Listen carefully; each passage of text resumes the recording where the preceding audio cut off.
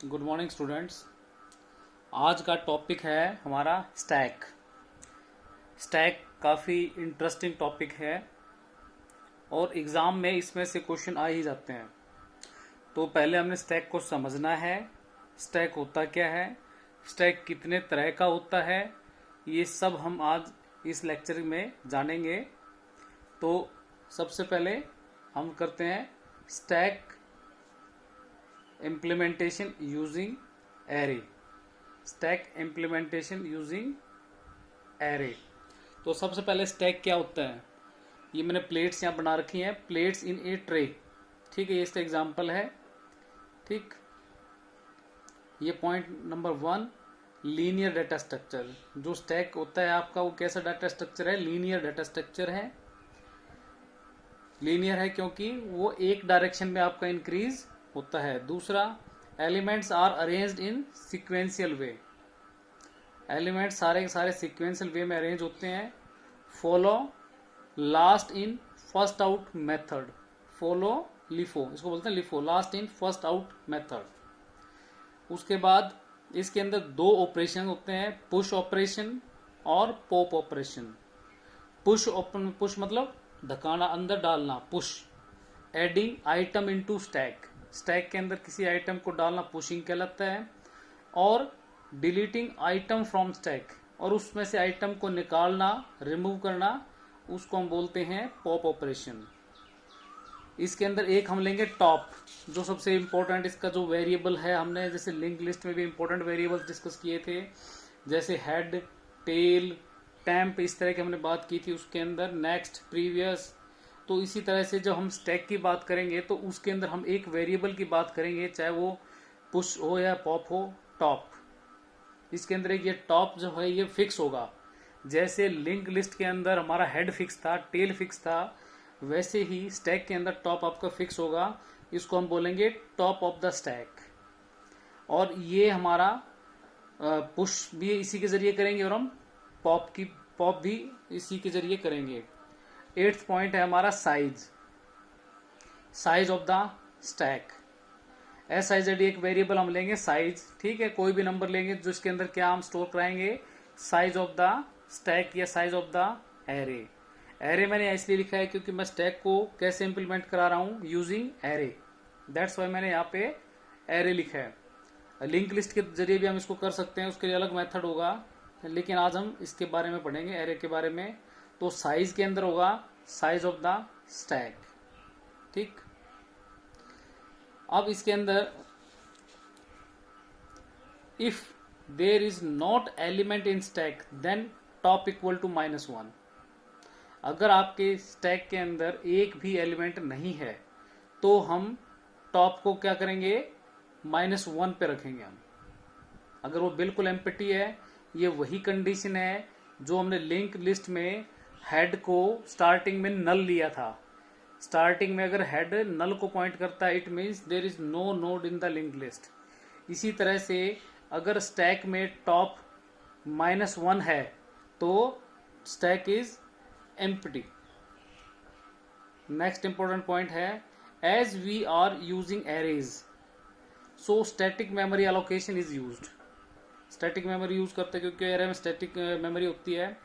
Now two basic conditions are to be checked while applying operations on stack।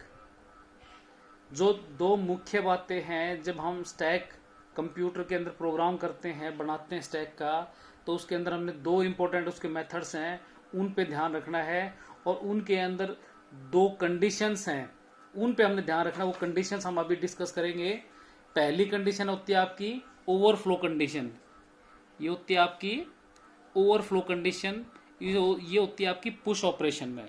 जब हम push operation करेंगे तो उसके अंदर प्रॉब्लम आएगी ओवरफ्लो की, और जब हम पॉप ऑपरेशन करेंगे तो उसमें प्रॉब्लम आएगी अंडरफ्लो की, तो उसको हम बोलेंगे अंडरफ्लो कंडीशन। अब हम इसमें देखते हैं कि ओवरफ्लो कंडीशन क्या होती है।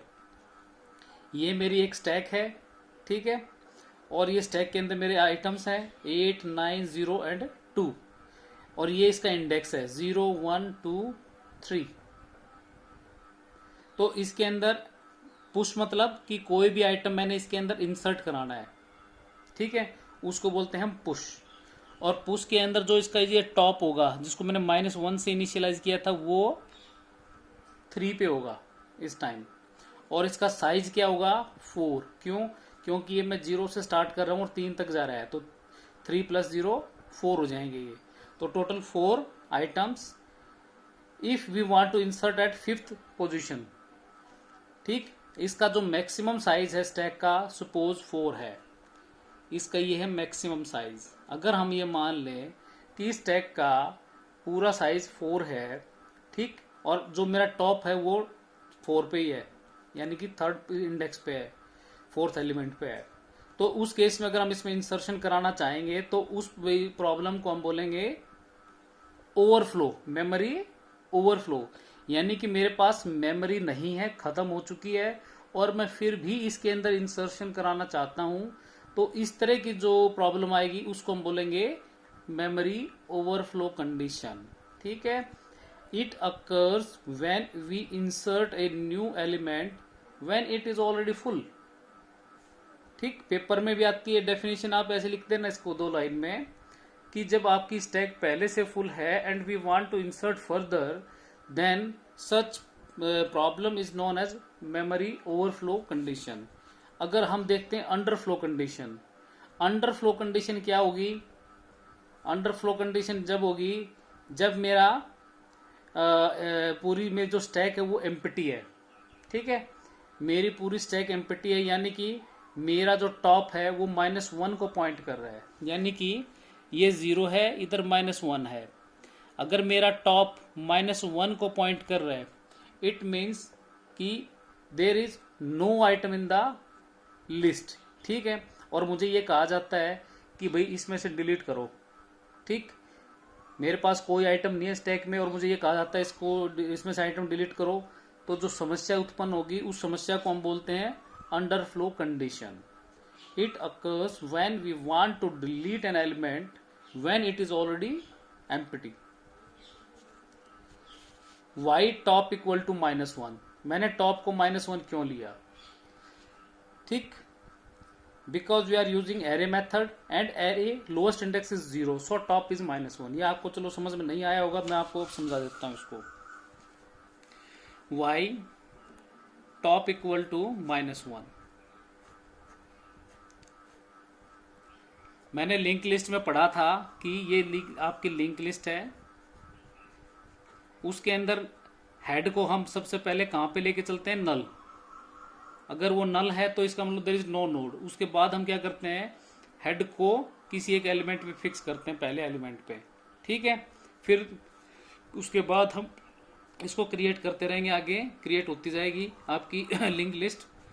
तो इसी सेम मेथड में ही हम स्टैक को यूज करेंगे। अब स्टैक क्या होता है, स्टैक के बारे में मैं आपको बता देता हूँ।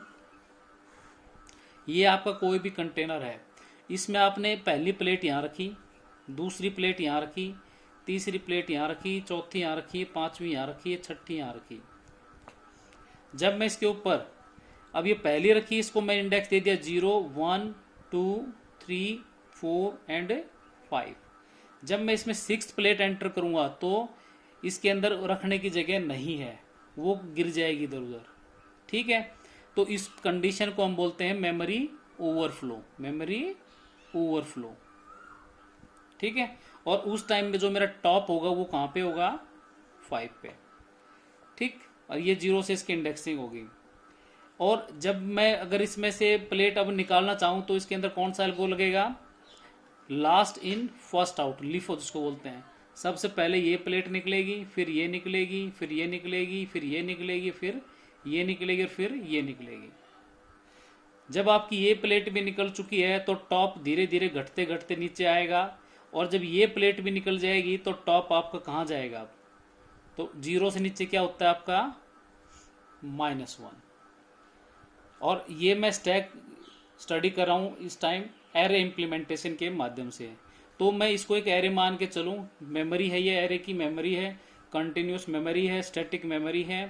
तो 0 तक आपका टॉप आ जाएगा, और टॉप के बाद अगर उसको जब ये लास्ट एलिमेंट यहाँ से शिफ्ट हो जाएगा, पॉप आउट हो जाएगा, तो उस टाइम टॉप किस पे सेट हो जाएगा? -1।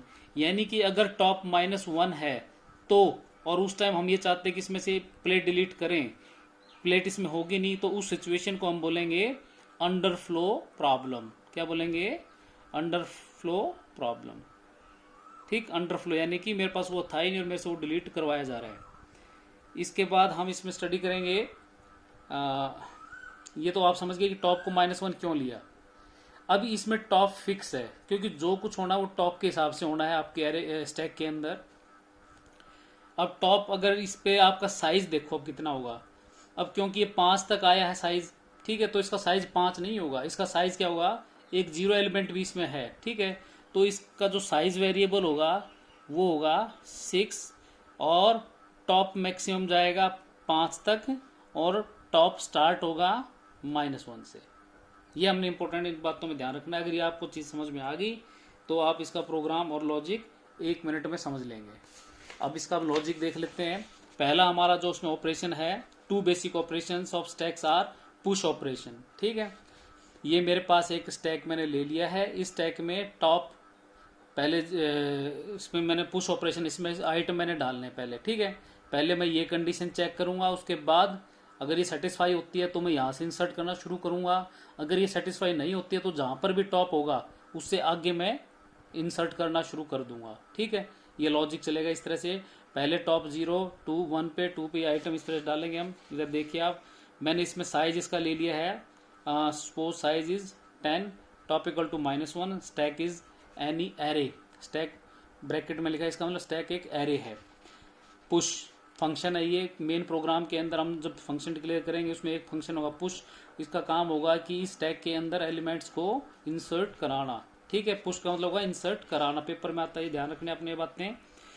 Bracket start scan percentage value, ठीक। हम क्या करेंगे, सबसे पहले जो मैंने इस पर इंसर्ट कराना वो वैल्यू स्कैन करूंगा, और वो वैल्यू मेरी 10 मैंने स्कैन करा ली। फिर हम देखेंगे क्या मेरा top, if top equal to size -1, ठीक, क्या मेरा टॉप साइज -1 है, यानी कि अगर इसके अंदर 10 आइटम है, साइज 10 है, तो मेरा ये साइज 10 -1 यानी कि 9, क्या मेरा टॉप इक्वल टू 9 है, ये हम चेक करेंगे। अगर मान लो वो 9 पे है तो हम लिख देंगे प्रिंट ओवरफ्लो, कि भाई जो 10 वैल्यू मैंने यहाँ से स्कैन कराई थी उसको हम इंसर्ट नहीं करा सकते हैं, मेमोरी ओवरफ्लो की कंडीशन आ गई है। अगर वो 9 पे नहीं है तो किस पे होगा, 8 पे होगा, 7 पे होगा, इससे नीचे नीचे होगा, 0 तक होगा, है कि नहीं। एल्स क्या होगा, टॉप प्लस प्लस, अगर मान लो वो 8 पे हुआ, ठीक है, अगर मान लो वो 8 पे हुआ तो टॉप क्या हो जाएगा, प्लस प्लस, ठीक है। तो उसको हम एक स्टेप ऊपर बढ़ा देंगे टॉप को यहाँ से, क्लियर। और stack top equal to value, और जो वैल्यू होगी वो स्टैक के टॉप पे क्या होगा इस टाइम, अगर 8 था तो इंक्रीज करा 9 हो गया, और यहाँ पे हो जाएगा स्टैक 9 पे क्या हो जाएगी वैल्यू 10, ठीक है। और इस तरह चलता रहेगा। अब मैंने इसके अंदर क्या लिया था कि ये तो मैंने आपको ये मान के चलाया कि जब मैं कहीं बीच में हूँ, अब इसमें मैंने स्टार्टिंग में टॉप को ले रखा है -1, ठीक है। अब जब मैंने टॉप को -1 इनिशियलाइज कर दिया, इससे पहले मैं टॉप को इनिशियलाइज करूंगा मैं, अगर मैंने फ्रेश न्यू स्टैक क्रिएट करनी है तो उस केस के अंदर, तो इसके अंदर पहले मेरी ये कंडीशन आपकी यहाँ पे चेक हो चुकी है मेरी, ठीक है, ओवरफ्लो की, एल्स टॉप प्लस प्लस, ठीक है। तो इसका मतलब क्या होगा, टॉप पहले क्या था -1, ठीक, -1 था तो अब क्या हो जाएगा 0, ठीक है। अब इसमें क्या जाएगी 0, और 0 पे फिर क्या हम देखेंगे, स्टैक टॉप, इसका स्टैक 0 पे क्या आ जाएगा वैल्यू जो हमने स्कैन करी यहाँ पे, और वो वैल्यू क्या है 10, और टॉप 0 पे क्या आ गई 10, फिर हमारी वापस चलेगी, ठीक है। फिर हमारे यहाँ कंडीशन चेक करेगी, यहाँ पे मेरा 9 हो गया, अगर 9 होती, ये क्या नाम था, साइज हमारा 9 था, 9 के बाद टॉप 9, ठीक। तो इस केस में सॉरी, टॉप इक्वल टू -1 है, क्योंकि मैं -1 से इनिशियलाइज किया, तो -1 नॉट इक्वल टू 10 -1 9 नहीं है, तो चल गया था। यहाँ पे मेरा 0 हो गया था, फिर 0 देखेंगे, क्या मेरा 0 इक्वल टू 9 है, नहीं है, फिर हम इसको इंक्रीज कर देंगे, टॉप प्लस प्लस हो जाएगा, ये क्या करेगा, टॉप को फिर एक स्टेप ऊपर कर देगा, 1 हो जाएगा यहाँ पे, ठीक, यहाँ हो जाएगा स्टैक 1 और स्टैक, यहाँ लिखेंगे हम स्टैक 1। स्टैक 1 के अंदर क्या डाल देंगे हम 20, जो वैल्यू हमने स्कैन करी है। उसके बाद फिर दोबारा से वैल्यू आपकी इनपुट कराएगा, वो इनपुट करा के फिर कंडीशन चेक करेगा, और इस तरह से आपका ये काम, ये प्रोसेस आपकी चलती रहेगी। ठीक है, और आपकी वैल्यूज इसके अंदर इंसर्ट होती रहेंगी। तो ये था सिंपल पुश ऑपरेशन। अब हम कर लेते हैं पॉप ऑपरेशन। पॉप ऑपरेशन क्या होगा, इसमें साइज हम 10 ले लेंगे, टॉप मैंने 2 ले लिया स्टार्टिंग में, यानी कि सपोज मेरी की स्टैक इसके अंदर पहले 3 एलिमेंट है 0 1 2, और टॉप मेरा किस पे सेट है, वेरिएबल 2 पे है। ठीक है, अब क्योंकि इंसर्शन डिलीशन एक ही एंड पे होता है, तो मैंने अब पॉप माने डिलीट, इसमें से इसको डिलीट करना है। क्लियर, तो डिलीट करने के लिए मैं 30 को आउट करूंगा। कैसे करूंगा देखिए आप इधर, pop function if top equal to -1। ठीक है, पहले एक कंडीशन मुझे चेक करनी पड़ेगी पॉप के अंदर कि, क्योंकि पॉप ये हमेशा घटते हुए क्रम में आता है पॉप। ठीक है, क्योंकि सारा काम स्टैक में होना है, ऊपर जाएगा तो इंक्रीज होगा, नीचे आएगा तो घटते क्रम में आएगा, और घटते घटते -1 तक जाएगा। तो सबसे पहले मैं जो मैक्सिमम वैल्यू है टॉप की, उसी से इसको मैं कंपेयर कर लेता हूँ कि कहीं मेरा टॉप यहाँ तो नहीं आ गया कि मेरी लिस्ट पहले एम्प्टी होगी हो। तो सबसे पहले मैं कंडीशन चेक करूंगा टॉप इक्वल टू -1, क्या मेरा वो -1 है। अगर है तो अंडरफ्लो, मेमोरी अंडरफ्लो, मेरे पास डिलीट करने के लिए कुछ नहीं है। एल्स नहीं तो जो मेरी टॉप है, टॉप इस टाइम मेरा क्या है 2 है, नहीं तो stack 2 is assigned to value. ठीक है, जो स्टैक 2 है यानी कि 30 को मैं किस वेरिएबल पे डाल दूंगा, वैल्यू पे। ठीक है, पुश के अंदर मैंने इसका उल्टा लिखा था, पुश के अंदर मैंने वैल्यू इधर लिखी थी, ये इधर लगाया था। वैल्यू मैंने इसको असाइन कराई थी क्योंकि वो एडिशन हो रहा था। अब ये डिलीशन हो रहा है, डिलीशन हो रहा है, तो मैं जो स्टैक इंडेक्स है मेरा, उसको मैं रिमूव कर रहा हूं मैं। ठीक है ना, तो स्टैक इंडेक्स जो मेरा 2 है, 2 पे जो वैल्यू है वो मैंने वैल्यू में साइन कर दी, और मैंने टॉप को क्या कर दिया माइनस, और टॉप को मैं कहाँ ले आऊंगा 1 पे। ठीक है, यहाँ आके फिर वापस टॉप फिर चेक हुआ क्या 1 इज इक्वल टू -1, नो।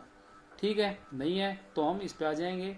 फिर उसके बाद क्या करेंगे, स्टैक 1 इज अगेन वैल्यू, फिर स्टैक 1 के अंदर मैं क्या डाल दूंगा, स्टैक 1 की वैल्यू किस पे डाल दूंगा, वैल्यू पे। ठीक है, 20, उस दूसरे केस में 20 इस पे आ जाएगा, फिर इसको मैं माइनस कर दूंगा, फिर ये चेक करेगी 0 इज इक्वल टू दिस, नहीं है, फिर इस पे आएगा, फिर स्टैक 0, ये जाएगा स्टैक 0 इक्वल टू वैल्यू, फिर 10 है, फिर मैं 10 को एक जो टेम्परेरी मेरा वैल्यू वेरिएबल है उसमें डाल के उसको अलग कर दूंगा मैं। ठीक है, उसके बाद फिर वापस इस पे जाएगी minus, top equal to minus. ठीक है, दोनों इक्वल टू हो गए, और उस केस के अंदर print underflow, now further deletion is not possible, और फिर मैं इससे एग्जिट कर जाऊंगा। ठीक है, जैसी कंडीशन मिलेगी इससे करके ये एग्जिट हो जाएगी। तो ये था हमारा simple pop operation in stack. अब हम थोड़ा सा डिस्कस करते हैं डिस्प्ले ऑफ स्टैक आइटम्स। ठीक, कि मेरे पास एक ये स्टैक है, ये इसके अंदर आइटम है 10 20 30 40, ये इंडेक्स है, मैंने इनको डिस्प्ले कराना है। ठीक है, कि मेरे स्टैक के अंदर क्या क्या चीज़ें हैं, तो उसके लिए छोटा सा मैं इसका एल्गोरिदम लगा लो, प्रोग्राम दोनों एक ही हैं ये। ठीक है, तो इसमें इस केस में क्या होगा, टॉप इक्वल टू 3, पेपर में आता है एक एग्जाम्पल लेके, और इस तरह से आप अपने आप को समझा सकते हैं। Top equal to 3, display function मैंने बनाया एक। इफ मैंने कहा जब मैंने डिस्प्ले कराना तो एक तरह से सिक्वेंशियल इसकी ट्रेवर्सल होगा, तो टॉप का जो ट्रेवर्सल होगा इस केस में, क्योंकि ये एक एरे टाइप है और जिसमें स्टैक ऊपर से नीचे और नीचे -1 तक आएगा। ठीक है ना, तो मैंने टॉप पहले ये तो फिक्स होगी इसकी पोजीशन की मैक्सिमम स्टैक के अंदर कितने एलिमेंट है, उन्हीं को मैं डिस्प्ले करा सकता हूं मैं। तो इस टाइम टॉप मान लो यहाँ पे 3 पे है, तो मैं सबसे पहले कंडीशन क्या करूंगा, if top is not equal to -1। ठीक है, जब तक टॉप -1 नहीं होगा, ठीक है ना, ये -1 होगा फिर तो बात ही अलग हो जाएगी। ये होगा फॉर लूप, उसके अंदर हम चलाएंगे i equal to top, i एक वेरिएबल ले लिया, वो टॉप से शुरू होगा, और i is greater than 0 equal to 0 तक, यानी कि टॉप से लेके 0 तक चलेगा, और माइनस सक्सेसिवली वैल्यू उसकी होती रहेगी।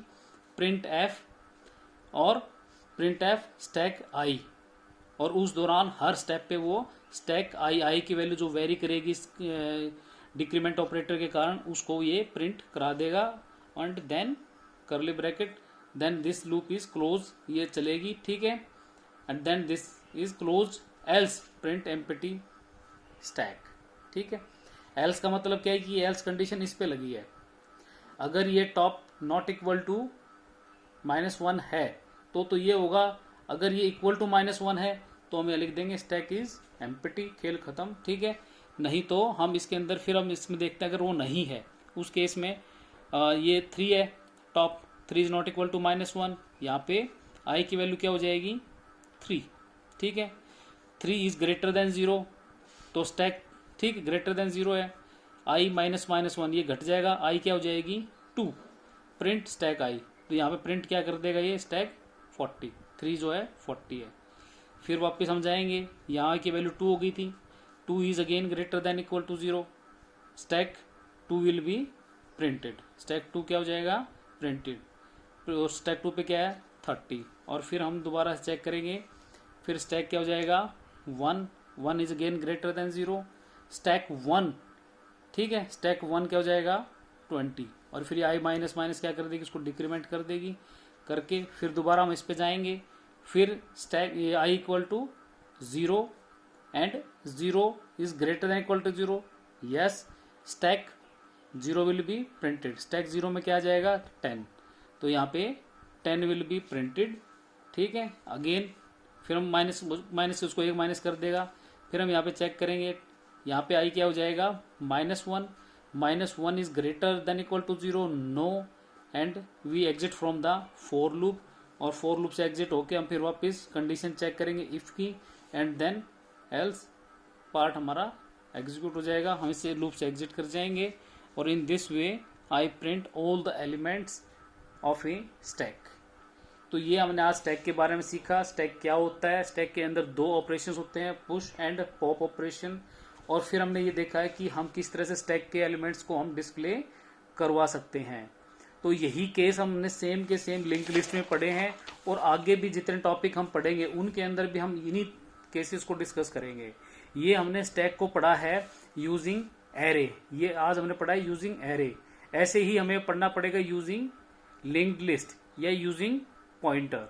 तो पेपर के हिसाब से आपने जो डिफरेंस मैं आपको बता पा रहा हूँ उसको आपने ध्यान से समझना, ये मैंने एरे के हिसाब से आज पढ़ा है, और ये